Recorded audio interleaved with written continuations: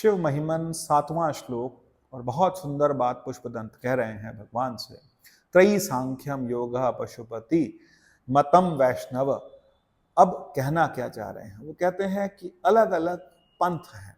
पंथ बोले ये अलग अलग रास्ते हैं जिनसे भगवान को उनकी उपासना की जा सकती है, उनको प्राप्त करने की चेष्टा की जा सकती है। सभी मनुष्य अपनी अपनी तरह से भगवान को प्राप्त करने की चेष्टाएं करते हैं।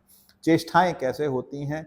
कई लोग सांख्य को मान करके सांख्य योग से भगवान की प्रार्थना करते हैं। सांख्य क्या मानता है? एक प्रकृति है और एक पुरुष है। पुरुष मतलब शिव और प्रकृति मतलब शक्ति। पुरुष मतलब भगवान विष्णु और प्रकृति मतलब माँ लक्ष्मी।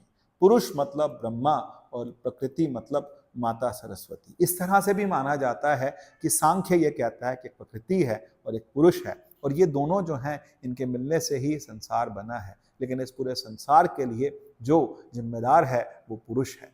और उसके बाद योग जो है वो भी एक, हम सिर्फ योगा की बात नहीं कर रहे हैं। योग का मतलब होता है जुड़ना। जुड़ना मतलब परमात्मा से जुड़ना, परमात्मा के साथ में उसके सामीप्य जाना, उसके नजदीक जाना, और उसको हम क्या बोलते हैं? योग बोलते हैं। फिर एक और पंथ आता है वैष्णव पंथ। अब वैष्णव क्या करते हैं? वैष्णव भगवान की भक्ति करते हैं, भगवान को अपना परम स्वामी मानते हैं और भगवान को ही अपना सब कुछ मानते हैं, और उनके लिए सब कुछ अपना न्यौछावर करने को तैयार होते हैं, और ये मानते हैं कि परमात्मा और वो स्वयं अलग अलग है। उसके बाद हमारे पास जो शैव संप्रदाय है वो ये मानता है कि शिव ही सब कुछ हैं, शिव ही उत्पत्ति करने वाले हैं, शिव ही प्रलय करने वाले हैं, शिव ही हमारे पालनहार हैं। तो अब ये सारे के सारे क्या पंथ सही हैं?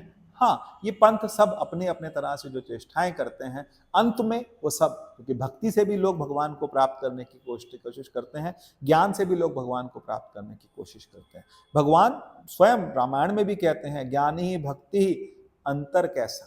दोनों में कोई अंतर नहीं, दोनों मुझी को प्राप्त करने की कोशिश कर रहे हैं। भगवान कृष्ण भी स्वयं गीता में कहते हैं, 12वें अध्याय में भक्ति का वर्णन है, 15वें अध्याय में ज्ञान की बात करते हैं, दूसरे अध्याय के अंत में पूरी तरह ज्ञान की बात करते हैं, स्थित प्रज्ञ की बात करते हैं। ये बहुत सारे हमारे यहाँ अलग अलग तरह के जो पंथ हैं, वो पंथ कहाँ पहुँचाते हैं? तो कहते हैं इस तरह से।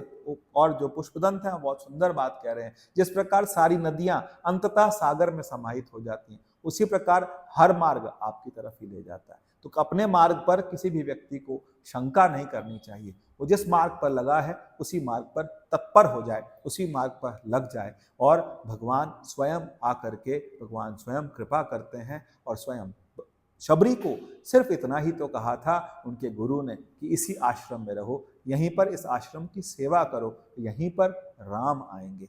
लेकिन उन्होंने कहीं पर भी कोई ना कोई इफ ना कोई बट, बस चुपचाप वहीं रह गई। तो क्या ऐसा नहीं होगा कि लोगों ने उन्हें ताना नहीं दिया होगा, लोगों ने उन्हें उलाहना नहीं दिया होगा, लोगों ने उन्हें भ्रमित करने की कोशिश नहीं की होगी? लेकिन वो अपने गुरु की बात मान करके उसी स्थान पर रही, उसी स्थान को, उसी आश्रम की सेवा करी, उसी स्थान की सेवा करी, और उसी स्थान पर भगवान आए। तो निवेदन सभी से यही है कि मार्ग बहुत हैं, पर जिस मार्ग पर आप लगे हैं उसी मार्ग पर लगे रहें, क्योंकि वो मार्ग अंततः हमें उस परम सागर में